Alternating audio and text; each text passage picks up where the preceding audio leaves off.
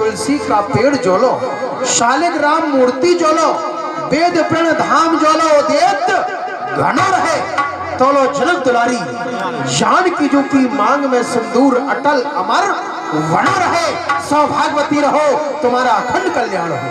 जाओ सखियो, पुत्री सीता को ले जाओ। विश्वामित्र मिले पुण्य आई,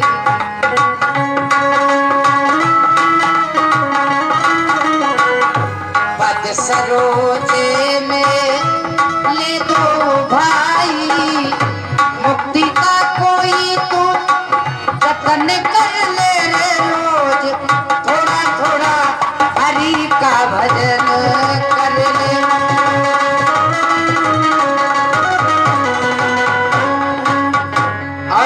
परशुराम भगवान आइए। आज कारण क्या है? एक से बढ़कर एक महान मूर्तियों के दर्शन गधेराज जी के यहाँ पर हो रहे हैं। कहिए महामुनि विश्वामित्र जी महाराज, जो आपका 100वां यज्ञ बाकी था वह संपूर्ण हुआ है या नहीं? हो गया हो तो कोई बात नहीं, और नहीं हुआ हो तो चलिए, जिस प्रकार से मैंने आपके 99 यज्ञ संपूर्ण कराए हैं, ठीक उसी प्रकार मैं आपके 100वें यज्ञ को भी संपूर्ण करा देता हूँ। नहीं मुनिवर, वो 100वां क्षमा यज्ञ आपकी कृपा से संपूर्ण हो चुका है। कैसे? ये सामने देख रहे हो, इन राजकुमारों ने वो मेरा 100वां क्षमा यज्ञ संपूर्ण कराया। अभी थोड़ी देर पहले उस कन्या को देखा था, और अब इन दोनों राजकुमारों की छवि की ओर भी मैं निहार रहा हूं। इन दोनों के लिए किसकी उपमा दी जाए? ये दोनों तो स्वयं रूप के निधान हैं। ठीक उसी प्रकार के रूप को निधान चंद्रसूर को दीप्तमान, ये चंचल तिरछे नैन नेक भक्ति चलावे, लागी ये समाधि जानो कछु ऐसी मोए, कि साबरो सलोनो मुख मोरी मुस्काबे, जाने अनुराग मन थामे थमे ना आज, मेरो चित योग के वियोग में लगावे है। ए हो हरे कृष्ण धर्म धीरज ना धारो जाए, कि कौन को कुमारी ये कौशिक बतलावे है। मुनिवर, कुंवर शामरो कौन?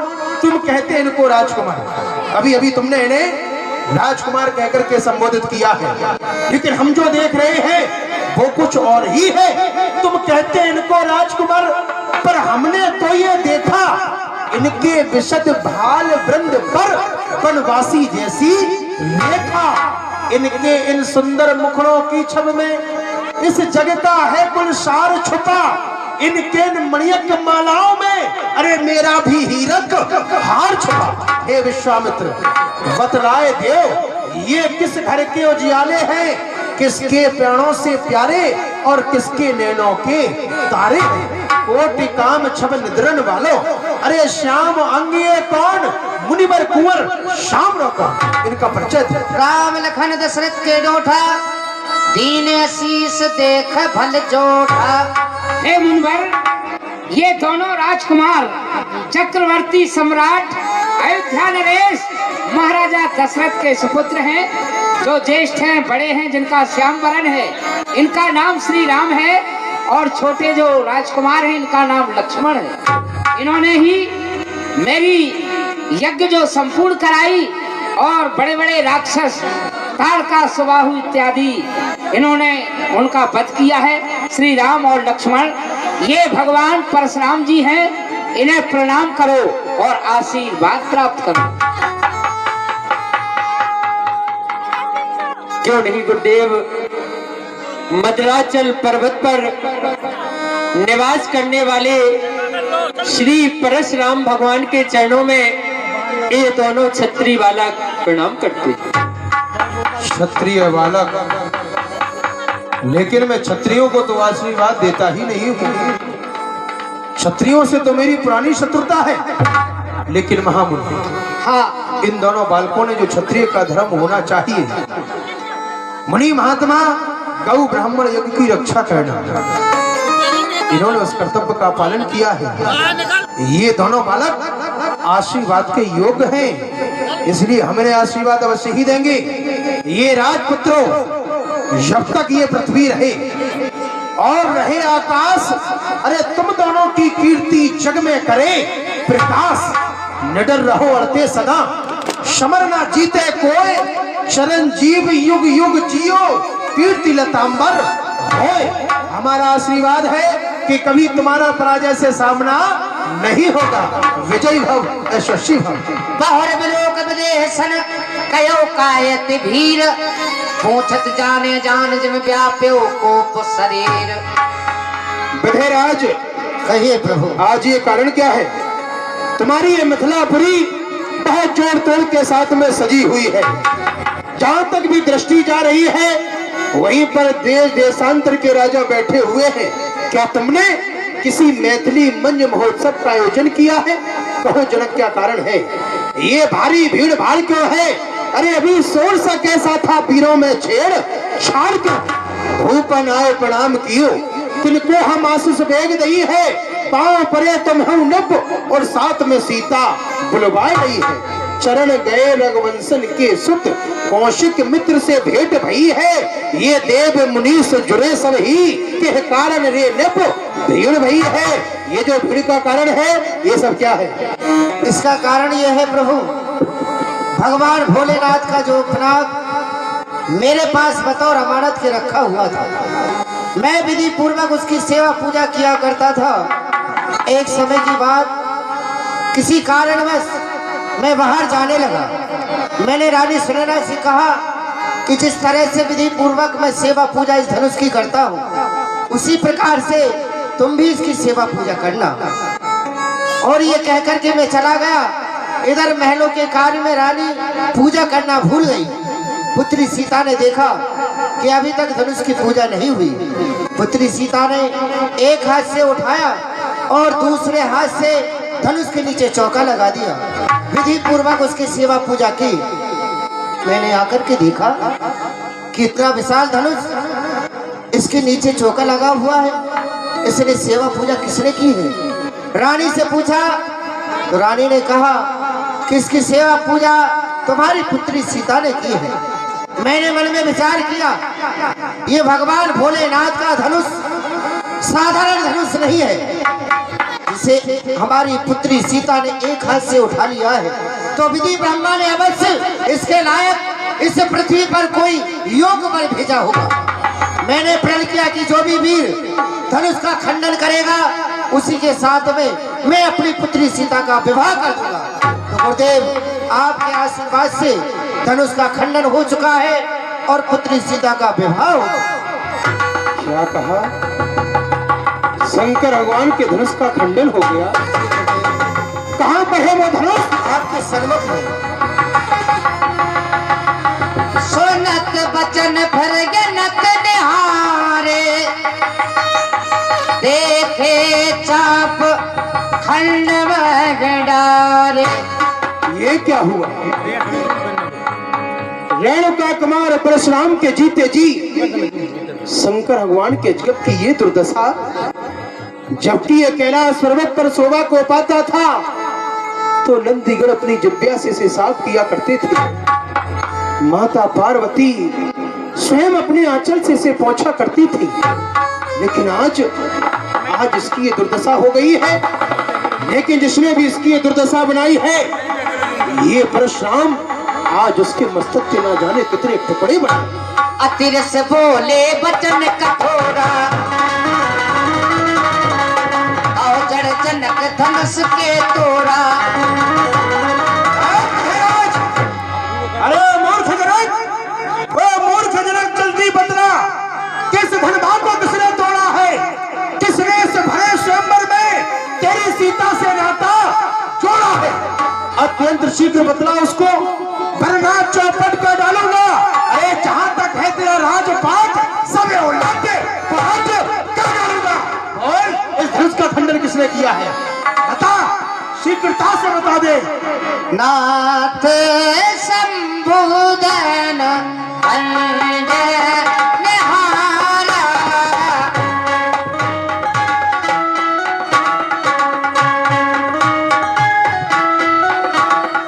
कोई एक दास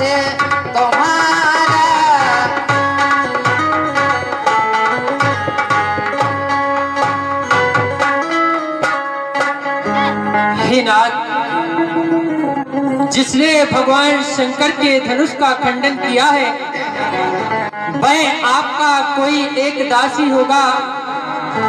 और कहिए स्वामी, उस दास के लिए आपकी क्या क्या है, क्योंकि शिव धनुष तोड़ने वाला भी कोई शिव का प्यारा होगा। जिसने ऐसा अपराध किया वह दास तुम्हारा ही होगा।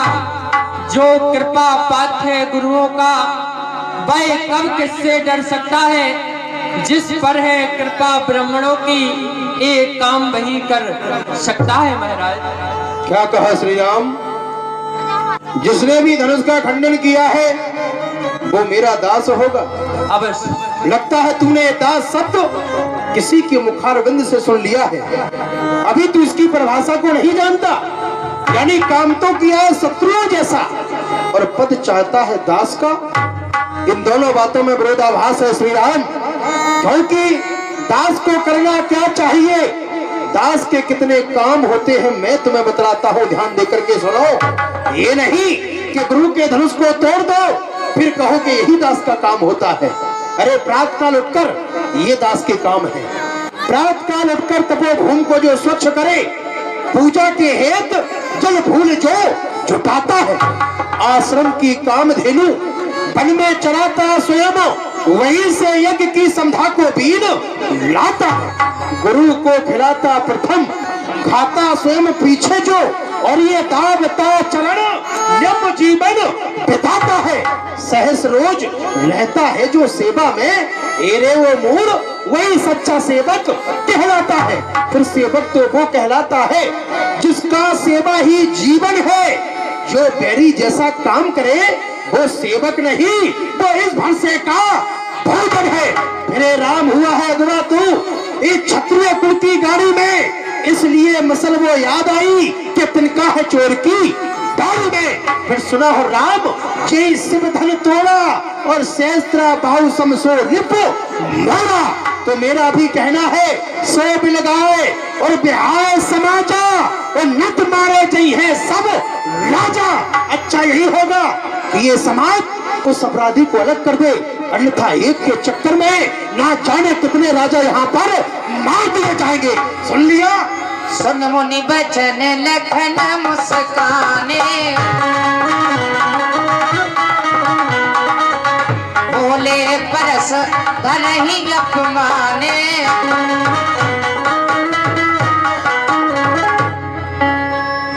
बताइए, बड़े ही आश्चर्य की बात है। जब धनुष नहीं टूटा तो महाराज विजयराज जी रुदन कर रहे थे, जब धनुष टूट गया है तो महाराज बाबा जी रुदन कर रहे हैं। लगता है महाराज जी अपने आप को बड़ा भारी योद्धा समझते हैं। ऐसा मालूम पड़ता है फूंक से पहाड़ को उड़ाना चाहते हैं। महाराज सुनिए, स्वामी सुख का संवाद कभी दुख का कारण बन जाता है। मीठा और मधुर बोलने से तोता पिंजरे में आता है। जो ज्यादा मीठा होता है वो अपना नाश कराता है। देखो तो मीठे गन्ने को कोलू में फेरा जाता है। फिर भाई ने मीठे वचन कहे, फिर भाई ने मीठे वचन कहे तो क्रोध और चढ़ाया है। ये सबसे पहले बोलोगे इसलिए चोर ठहराया है। अच्छा अपराधी अमी सही, क्या कहा? इसीलिए अच्छा अपराधी अमी सही, हमने ही जेल में जोड़ा है। जो करना उसको करे आप, शिव धनुष अमी ने तोड़ा है। तू तो खुली चुनौती दे रहा है, जो करना हो सो करें आप। अरे किसका तू पुत्र है रे, क्या तेरा नाम है? अरे पुत्र हूँ अवधेश का, लक्ष्मण मेरा नाम है। तो तू ही है दशरथ सुमन, ये भाई प्यारे राम का? जी हाँ महाराज, मैं ही हूँ बंधु प्यारे राम का। तो किस उम्मीद में तू मेरे सामने है ये खड़ा हुआ? महाराज हर प्रकार से तैयार हूँ, सीने से सीना अड़ा। अरे बालक, ये शस्त्र अपना भेद दे, ये शस्त्र अपना भेद दे मेरे सामने से। भाग जा। अरे बात का तो तार है, मैं दूंगा पिल्ले मचा। लगता है लक्ष्मण की अब तेरा काल आया। अरे बतलाइए महाराज, उस काल को किसने बुलाया है? अरे तू मरेगा मेरे हाथों से, क्योंकि स्वयं काल हूँ तेरा। अरे मैं कालों का कालू काल करेगा क्या मेरा? अरे मैंने मारा हजारों क्षत्रियों को इस पृथ्वी पर सुलाया है। अरे नहीं महाराज, जमाने में कोई भी भीख आया है तो क्या जमाने से बढ़कर तू यहाँ आया है? अरे जो भी मेरे सामने आया उसी का सर झुकाया है। रोक लो सवा के सवा सदो, पर ना पीछे पछताओगे। इस बच्चे की लाश पर फिर आंसू बहुत बहाओगे। मैं भी कहता हूँ महाराज, बाद आप ही जाओगे जब तक क्षत्रिय वीरों के सामने समरभूमि में आओगे। अरे दिखने में तू छोटा है लेकिन बड़ा ढीठ और खोटा है। क्या तूने अपने गुरुजी के यहाँ गुरुकुल में शिक्षा को नहीं पाया? क्योंकि ऐसा वेद पुराणों का भी कथन है, मनुस्मृति और कोविद का, मनुस्मृति और कोविद का शुद्ध पुराण का कथन यही कि दो पुरुषों के संभाषण में तीसरे पुरुष का काम नहीं। हाँ, यदि बोले भी तीसरा तो कब? उन दोनों में से एक निर्बल पक्ष पड़ जाए, अरे तृतीय यदि योग हो तो उन दोनों को समझाए। फिर तू अपने गुरु से योग हुआ या फिर तेरा ये रामचंद्र है भोला? नहीं तो बतला ले लक्ष्मण, तू हम दोनों के बीच में क्यों बोला? इस बड़े चैम्बर में, इस बड़े चैम्बर में विजय राज ने निर्वीर मई कर डाली थी। उस समय सभी राजाओं की मर्यादा मैंने पाली थी, जिसका मंडन किया जनक ने, खंडन मैंने कर डाला था। जब मौन निपटते महाराज इस कारण उत्तर दे डाला। दे रहे चुनौती आजाद वीर बाप फिर से बोला, अरे वीरे तूने उसका खंडन करनी होती, ये वीर लक्ष्मण बोला। अरे तू बोला तो बोला क्यों? और राजा करके क्या हुआ तुझे, जो अपने मुंह को नहीं संभाल रहा? मुझ जैसे क्रोधी के आगे क्यों आंखें लाल निकाल रहा? श्री महादेव का महाधनुष विख्यात विद्युत और अनुपम है। ऐसे धन को कर खंड भला क्या छोटी छोटी धनवी सब है? श्रीमान तपस्वी ब्राह्मण है, श्रीमान तपस्वी ब्राह्मण है, इसलिए मुझे कुछ कहना है। ब्राह्मण का भूषण क्रोध नहीं जो महाराज आपने पहना है, ये कहना है राजपूतों का जो पहना जाता है रण में। अपराध क्षमा मामूली, शांति चाहिए ब्राह्मण में। अरे शांति के पुजारी, अरे ओ लक्ष्मण क्या हुआ तुझे, जो मेरी बात काटता जाता है? तूने क्या मुझको न्योतारी ब्राह्मण समझा जो मुझे डांटता जाता है? मुझको सीधा ब्राह्मण मत समझ, मैं क्षत्रिय कुल का द्रोही हूँ, भगवंशी बाल ब्रह्मचारी, अक्रोधी और निर्मोही हूँ। फिर मेरे इस खूनी फरसे ने देखने से साणक की नदी बहा दी है। इसे आर भूमि पर कई बार छत्रानी लाल बना दी है। विख्यात शेषरा बाहु के भुजदंड काटने वाला है। इस फरसे को तू भी बिलोल जो तेरा खून चाटने वाला है। बख्शिश की फरसे से, बख्शिश की फरसे से क्षत्रियों का मुक्ति द्वार खुला। हल्दी के की गादी पर बस रखने का बाजार खुला। अब भी की बार ये शस्त्र आपका कुंडल है, इस फरसे में वो कार नहीं जो महाराज बूढ़ी बड़ी में भले क्यों भूरा फरसा दिखलाकर। हाँ ऋषिराज, फरसा भी कभी भूरा होता है? आप ही की तरह आपका फरसा भी बूढ़ा हो चुका है। क्या भूरा फरसा दिखलाकर क्षत्रिय कुमार को डरा रहे? पर यार आप तो फूकों से उद्याचल पर्वत भुला रहे। अरे हम उस माई के लाल नहीं जो हवा से डर पा जाए, हम चोई मोई के पेड़ नहीं जो उंगली से मुरझा जाए। तू हवा किसे कह रहा है? ए भाई, जब मैं बहुत छोटा था, जब मैं रोता था तो मेरी माँ मुझसे कहा करती थी, क्या कहती थी? अरे बेटा चुप हो जा, नहीं तालाब में से हवा आ जाए। अच्छा, ये वही हवा। लक्ष्मण, दूध मोहे बड़ों से हंसी छोड़, अन्यथा रुलाएगा फरसा, कर देगा खट्टे दांत भी ये स्वाद चखाएगा फरसा। तू बच्चा है, बच्चा ही रह, क्यों मेरे कर से मरता है?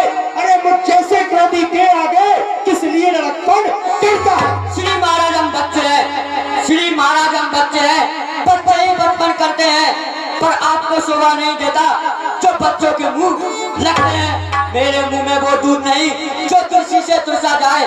डर है ऋषिराज आपकी अग्नि से कहीं और अधिक उबाल ना आ जाए। अरे उबाल उबाल जरा अपने मुंह को तो संभाल। जो खुद के रण से रण हुआ और माता का बलिदाता है, गुरु ऋण के कारण वही हाथ फिर एक बार खुजलाता है। इस कारण से उस कर्जे का पूरा भुगतान करूंगा मैं, अपने उस खूनी फरसे से बस तेरा बलिदान करूंगा मैं। क्या बार बार फंसा दिखलाकर क्या मुझे डराने आए हो? क्या काल आपका बाण है जो उसे साथ में लाए हो? वो लोहा तुम्हें मुबारक हो जिसने घर का लो चाटा। अरे बलिहारी इन हाथों पर जिसने माता का सिर काटा। अब रहा गुरु का ऋण उसको भी निपटा दूंगा। अरे ले आए किसी महाजन को कौड़ी कौड़ी भुगता। बहुत बड़ा मुनि है तू, कौड़ी कौड़ी का हिसाब करेगा है? अरे ब्याज नहीं लूंगा मोड़, देख अभी फरसे से तेरा ही बलिदान शंभू चरणों में चढ़ाऊंगा।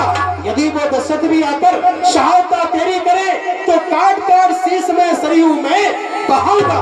देखूंगा आज कितनी शक्ति तुम रघुवंशियों में, तुम सबकी समाधि सरयू के पास में बनाऊंगा।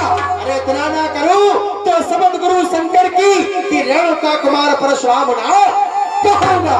क्यों बाबा विश्वामित्र देख रहे हो, ये तुम्हारा शिष्य लक्ष्मण कटसत वाला कौशिक स्नो मंदिर बालक कुटिल काल वस निज कुल खालक।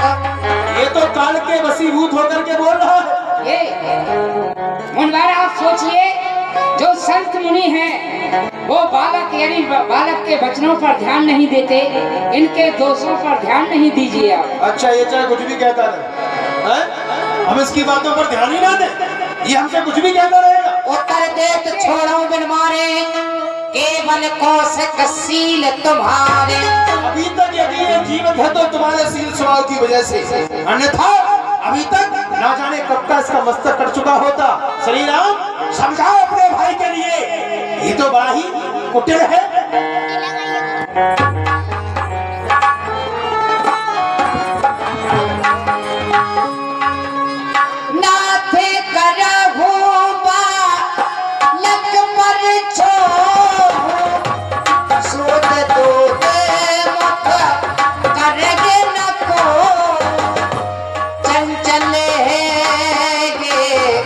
बचपन का मैं सेवक मुनि चरणन का।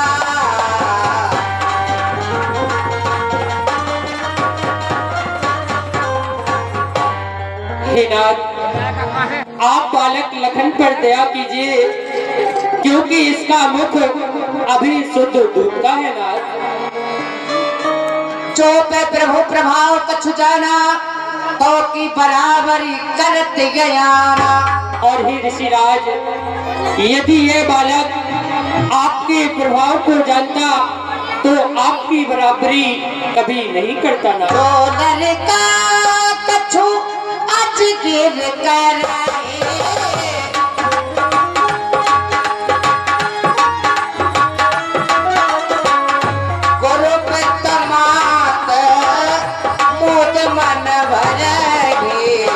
राम भजो सिया राम भजो।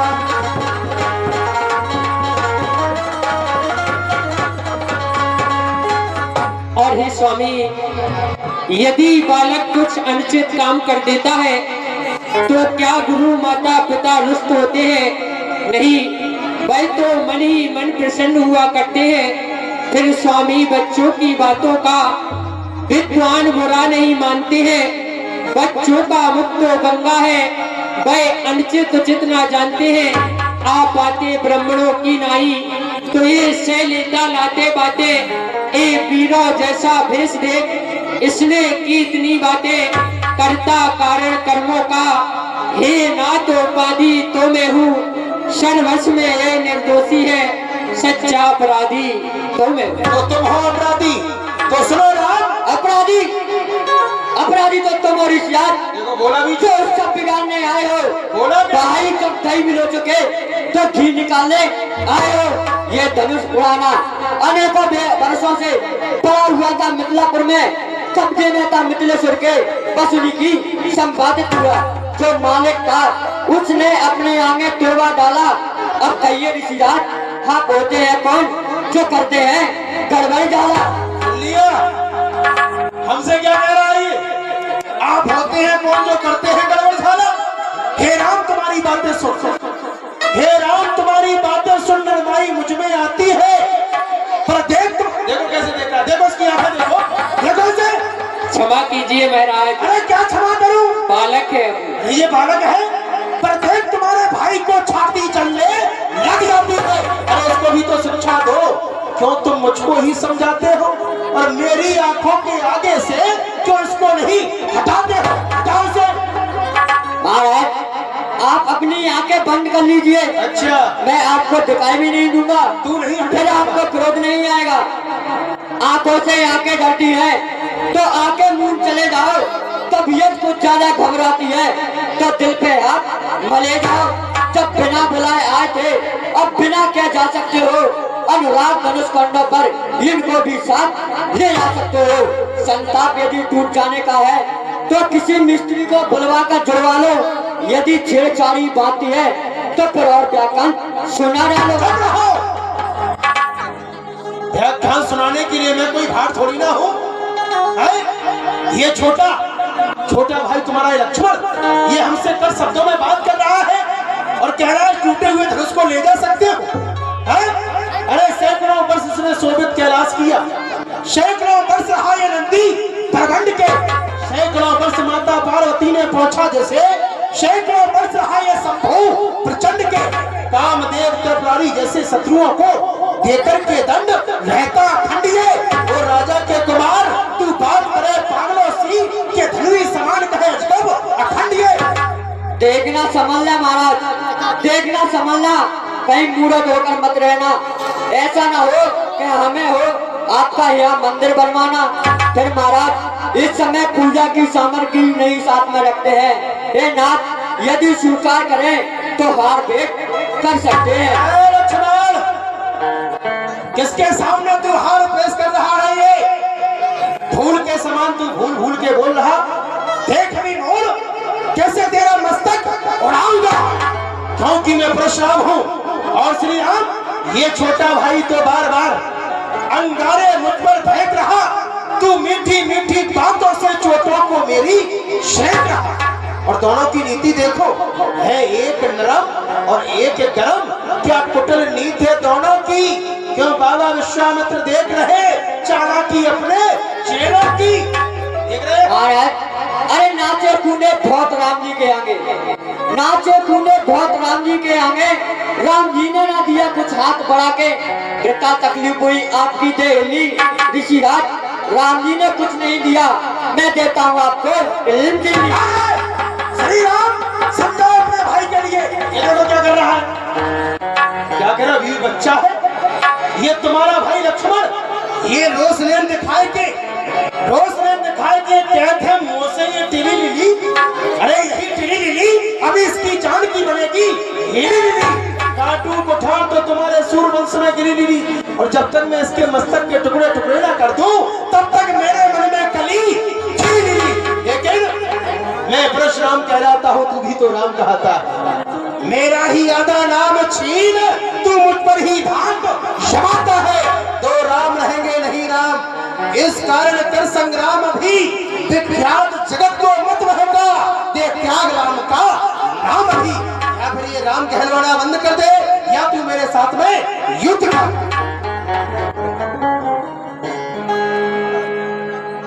हे महाराज, मैं आपकी बराबरी किस प्रकार से कर सकता हूँ, क्योंकि कहा मेरा 2 अक्षर का नाम राम और कहा आपका फरसे के सहित परशुराम।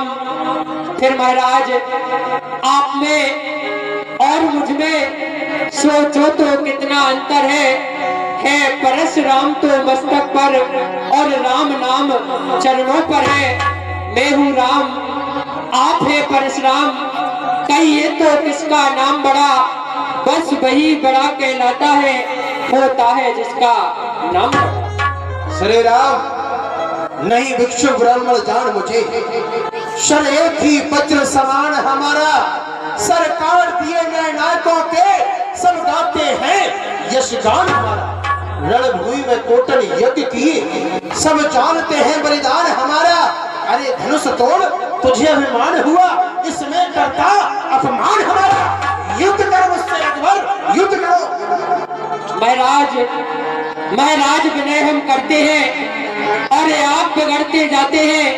हम जितना नभते जाते हैं स्वामी उतना चढ़ते जाते हैं, इतना हट, इतना घबराहट और इतना क्रोध नहीं अच्छा।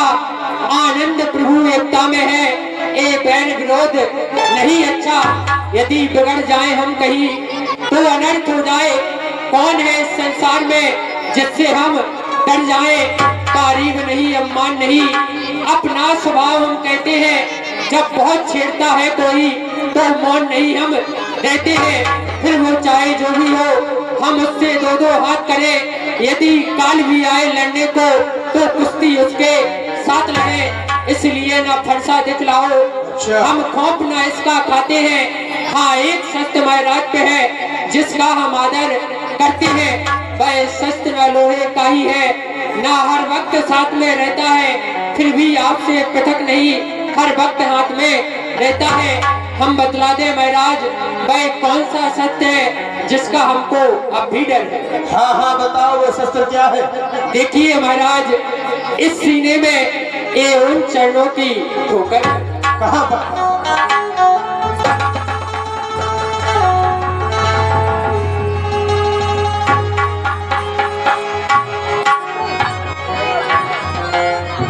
ये क्या? राम के सीने में हमारे दादा भृगु के चरण चिन्ह। ये चरण चिन्ह तो भगवान विष्णु के सीने में है। क्या राम विष्णु की अवतारी है? यदि ये विष्णु की अवतारी में है तो शंका का समाधान करने के लिए अभी एक उपाय और। राम रमापति कर धन ले हो, है चौमटे मोर संदेह हो। श्री राम, यदि तुम विष्णु के अवतारी हो तो तुम्हारा ही ये नारायणी नाम का धनुष मेरे पास में है। इसकी प्रतिज्ञा को या तो मैं खींच सकता हूँ या स्वयं विष्णु भगवान। और तुम विष्णु की अवतारी हो तो इसकी प्रतिज्ञा को खींचो और मेरे मन के संदेह को दूर करो। चले गयो परशुराम मन विस्मय भयो, जय रघुवंश वरद मन भानु, दहन तनज कुल दहन कृष्ण।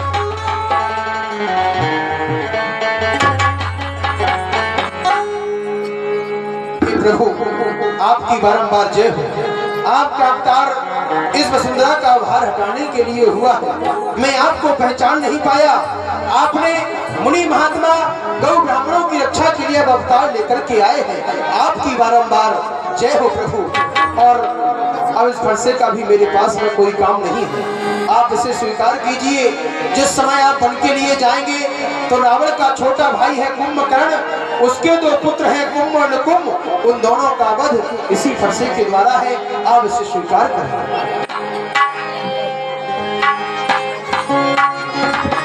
अरे ऋषिराज, जरा ठहरिए।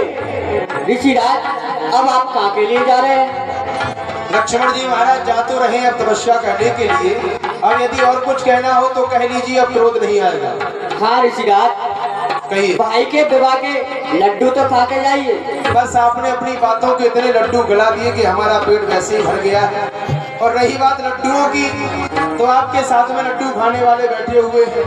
लड्डू खिलाना जो गुरु तुम्हारे बूढ़े हुए, बैठे बैठे मंच में देखो जो गाड़ी मटकावत है।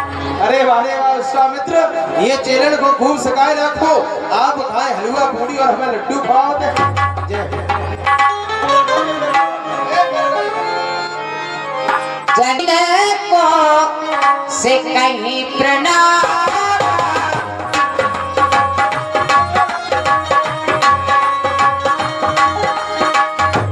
प्रभु प्रसाद धन अंजूरा, तुलसी ने जो कुछ लिख डाले, राम चरण नहीं छोड़े, उनको बिसर न जाना दिन शेष रहे थोड़े।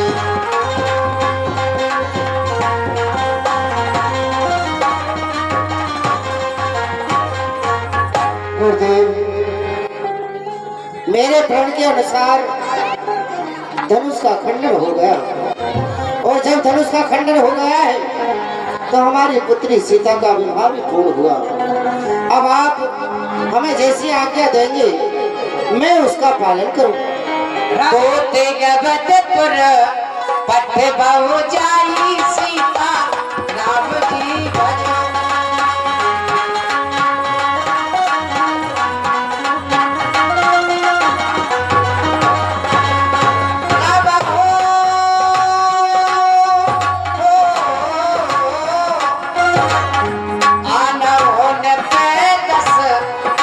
ही बुलाई सीता राम जी भजो।